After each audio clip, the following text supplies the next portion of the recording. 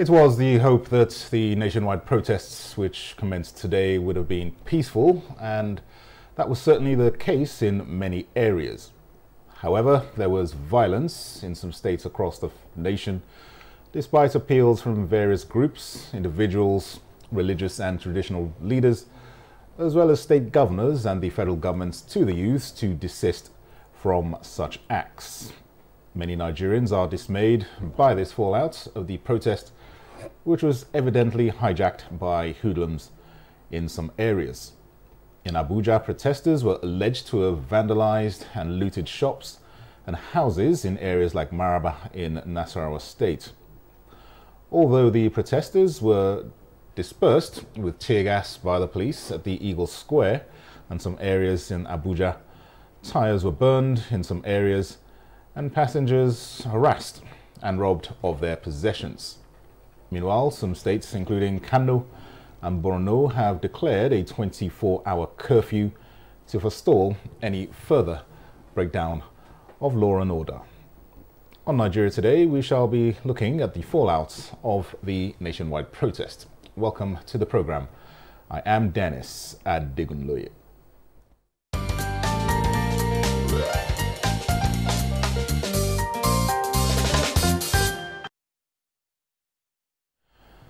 Now joining us in the studio tonight to discuss the fallout of the protests, we have Dr. Saleh Momale, Executive Vice Chairman, Kaduna State Peace Commission. You're very welcome to Nigeria Today. Thank you very much, and good evening, Nigerians. And also joining us in the studio, we have David Akoji, Director Special Duties and States Operation at the National Orientation Agency. You're also welcome to the program. Thank you very much, Dennis. Good evening, viewers. Welcome. And joining us via Zoom, we have a security and intelligence and investigation expert. He is Dr. Yahuza Getso. Thanks for joining us on the program.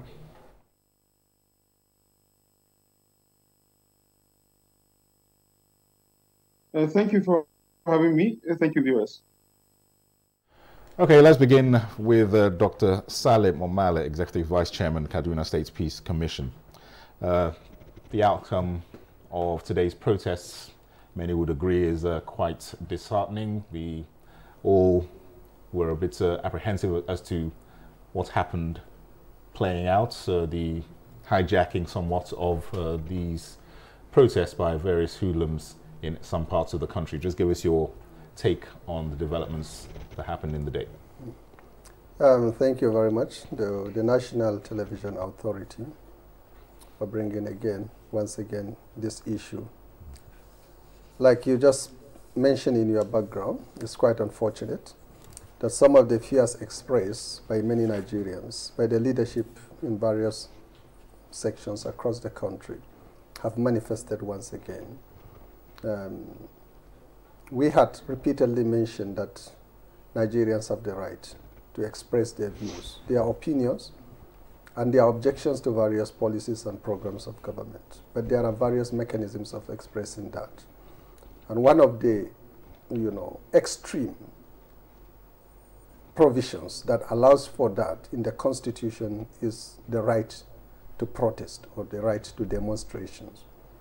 But we do believe that that is at the extreme end, because there are many other alternatives before you get to the point of saying you're going to come out to protest or have public processions. Again, Nigeria has had a repeated history of various protests and processions in the past.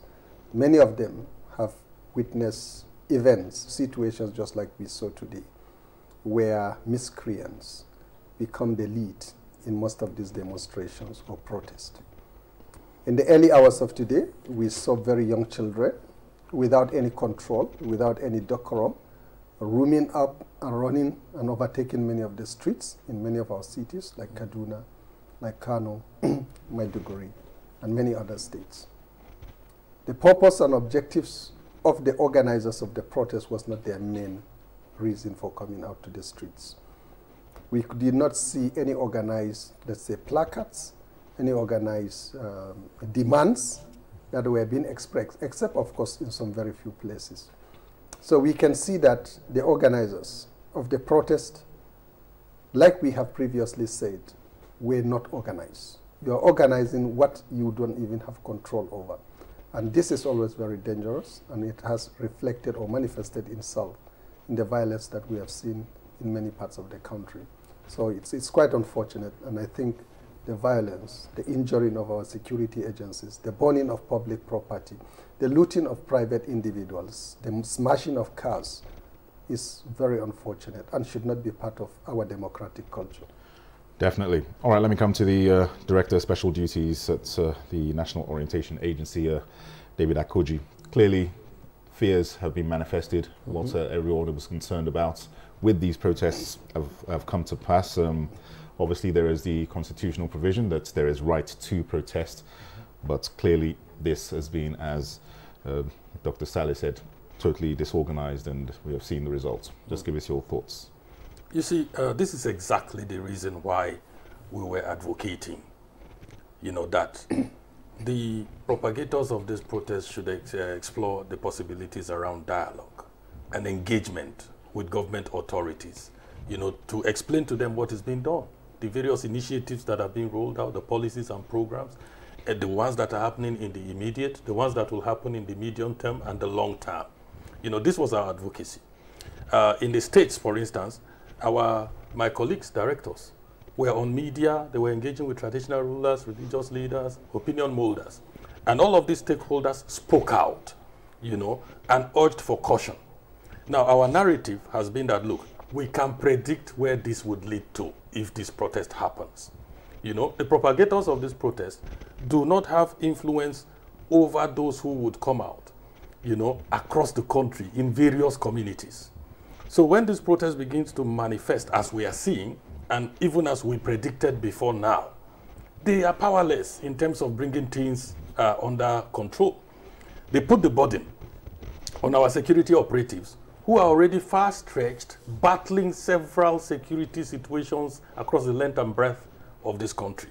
So it was a bad time, to unleash this protest on our country. This is not to say that there isn't suffering. This is not to say that the cost of living has not gone through the roof and that many families are facing severe challenges. That is accepted, and government is not gaslighting anybody. We're recognizing the fact that, yes, our country and our people are going through a difficult time, but government is responding, So what citizens need to do at this point in time is to encourage government to continue to respond and to speed up some of these responses so that the suffering is mitigated. Everything we predicted will happen seems to be happening right now. Shops are being looted, as is being reported on various media platforms and channels, further plunging owners of those shops into the depths of poverty. This was avoidable. Lives are being lost, companies are losing goods in transit, in trucks, from one point to another, by people who are climbing into these trucks and looting and vandalizing and all of that. Individuals have suffered losses. The offices of Nigerian Communications Commission, NCC, had been set ablaze with equipment worth several millions of naira. So all of these losses we could foretell and we could foresee. And the security agencies had intelligence reports that some of these things were likely to become the unintended outcomes. Yeah. It's very unfortunate. All right, Dr. Yahuza Getso, let's get your take on the developments of today. Clearly, the purpose of this protest has been defeated, as many feared. Just give us your perspectives on what has transpired. Well, I really had a bad day, and I have not really found it easy. My heart is really beating. And I'm sure if I can go to the hospital, my blood pressure must be high. I cried with eyes, with tears. I cried in my heart.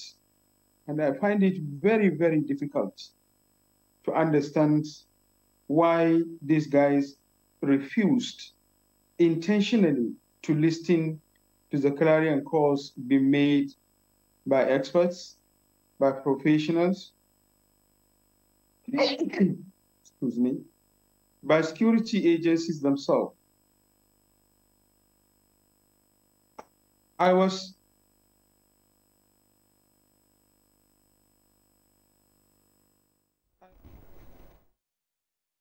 We'll get back to Dr. Iwuza subsequently once his connection is back. But let me come back to Dr. Saleh on this development. How do we prevent any further breakdown of law and order should these protests continue? I understand there's curfews in a few states now, 24-hour curfews. How do you think this can be nipped in the bud going forward?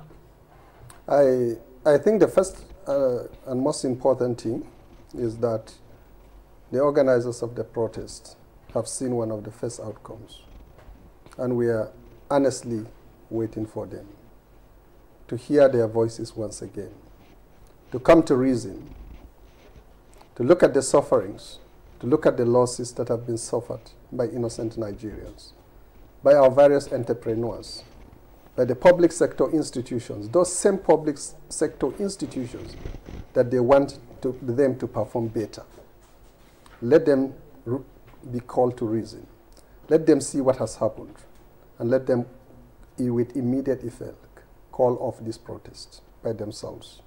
And do you think, given what has happened today and the hijacking of this, that this is not a little too late? Do you think this can still possibly be averted? What have happened has already happened. There is nothing more to avert. It's only to avert further escalation. Yes. And that's what we are saying. Since they were the ones that have called on this protest, I urge them to come out publicly and call off this. That's at the first level. There are many prominent Nigerians from all walks of life who have seen reason in supporting the call to this protest. I also appeal to them to come out and speak publicly and to call for an end to the protests in themselves, because they have seen the manifestation. They have seen that, yes, the protesters have right to protest. They were given that right, and this is the effect of the exercise of that right, which is much more detrimental to the larger society than the benefits of the protest. So I urge all of them as well to come out and appeal and call and also put up their voices to say that let us end this protest now. At the third level, the security agencies have seen what has happened, and the political leaders at various levels have seen what has happened.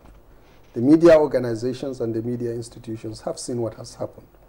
I will urge these critical sectors of the Nigerian society, the government, the media, and the security agencies to review the situation with immediate dispatch, and where it is necessary, take drastic action like we have seen Borno State and Kano State have taken, to put up 24 hours curfew and restrict movements of all citizens, at least to stabilize the polity throughout the country.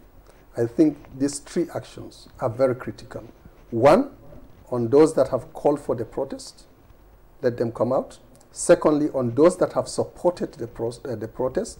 And then thirdly, the public institutions, the media, and the security agencies. We all need to come together and see to the fact that wherever there is any other fear, I think the public should support the government to restrict movements of people by imposing curfews so that we can stabilize these areas. All right, Mr. Akojim, no doubt you concur with those recommendations to forestall any further breakdown of law and order. What would be your message to persons of influence, shall we say, in nipping this in the bud? You see, first, I want to express appreciation, as National Orientation Agency with the mandate for citizens' engagement and communicating government policies, programs, and activities. I want to express appreciation to our traditional rulers, to a lot of our religious leaders and opinion molders. We have seen them come out and speak on the side of dialogue, and urge their people to engage government in a constructive manner, not protests. They've been doing this. So at this particular point in time, we can only encourage them to do more, not to keep quiet even as events are unfolding, and we are witnessing some of the unintended consequences of this protest, which were predictable and which we spoke about, you know. So we are urging them not to relent, to continue to speak to those that they have influence over, you know. Now, the protest is leading to economic losses. Yeah. Shops are closed. There are people who survive on the basis of what they get per day. Vulcanizers, tailors, car wash persons, people who run small table shops and things like that. All of these people have been shut out of their sources of income on a daily basis. So they're already suffering. And I don't think that the intention of the protesters is to increase the suffering of the people. So we call on them to see reason. The message they want to send have been adequately sent today, even though at the cost of loss of lives and loss of public and private properties. I think this is the point to stop and engage in dialogue. Absolutely. All right, so I understand our Zoom guest is, as connection is being restored, Dr. Yahuza. Just continue from where you left off with regards to your perspectives on this issue. I find it really very difficult because it has been mentioned by many expert professionals, and a clarion call has been made for the expected of unwanted circumstances for which we really found ourselves. Looking at how miscreants breaking shops, many cars in Kano at the Auduba Secretariat that was built, them were not born. But that is a zonal office, as well as many other atrocities committed in Abuja and Gombe and Katsina, and many loss of life and other things. It is quite sad and unfortunate.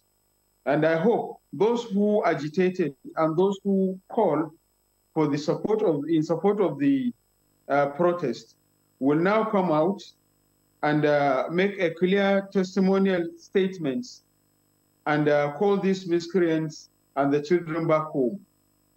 Because it is really difficult. If it is a peaceful protest, why do you have to go and break down into breaking the law and order? And what is the essence of you on conducting a peaceful protest, but at the same time burning tires, burning cars, abusing privileges? Yes, of course. I commend the President Bola Ahmed Tinubu administration for saying, for accepting and tolerating that, yes, it's the right of each and every Nigerian to protest, but let the protest be made peaceful. And the police, the Nigerian army, and all other security agencies have made it very clear that they were calling for a peaceful protest. But what we see is a roadmap, is a kind of a roadmap and opening up to an anarchy. It means that there is a systematic kind of a strategic plan for some others who really want to see something else, not really the peaceful protest. I realized in Kano, there was even some of the protesters who started breaking shops and other places. They were having their own tear gas. So as the police were sending tear gas to them, they were sending a different tear gas. And in some instances of unconfirmed reports, it indicates that some of the protesters were even carrying arms, and their local arms and machetes and their other public.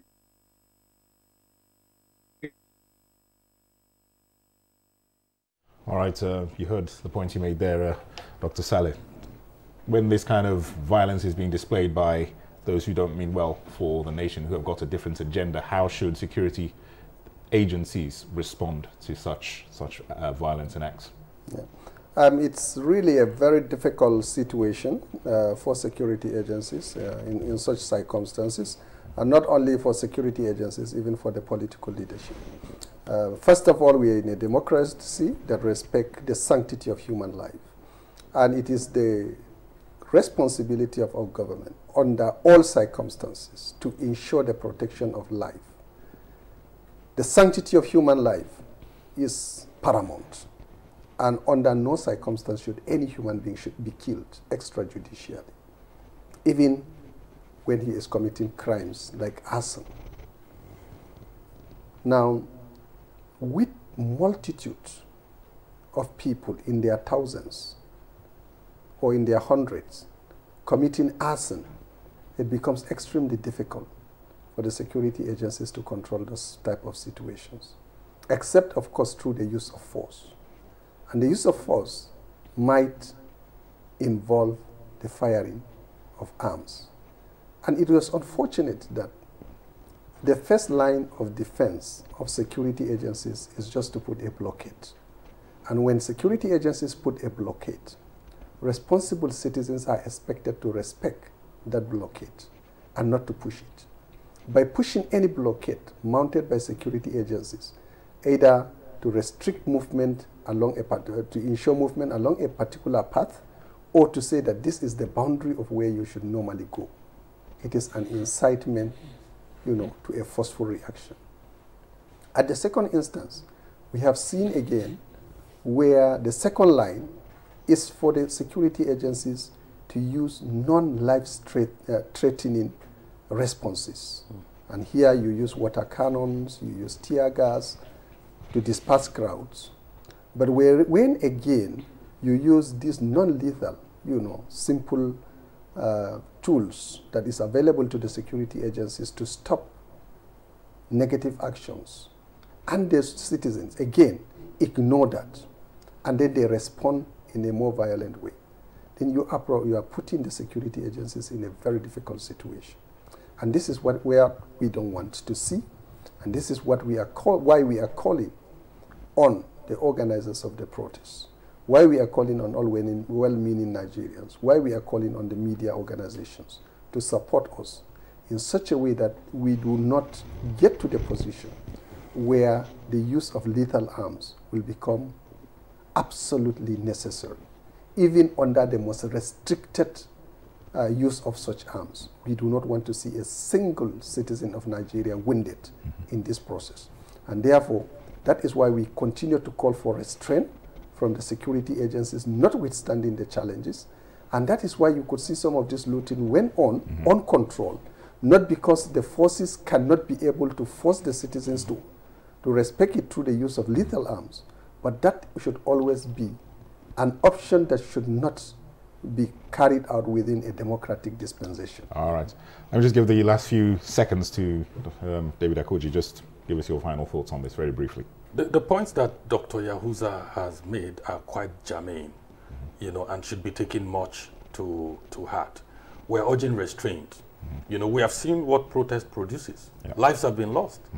Public and private properties have been destroyed. People have been pushed deeper into poverty, and this is what the protest was intended to prevent, but we could predict some of these outcomes because the atmosphere is very tense. So we urge the protesters to eschew this protest for this point in time and go into dialogue.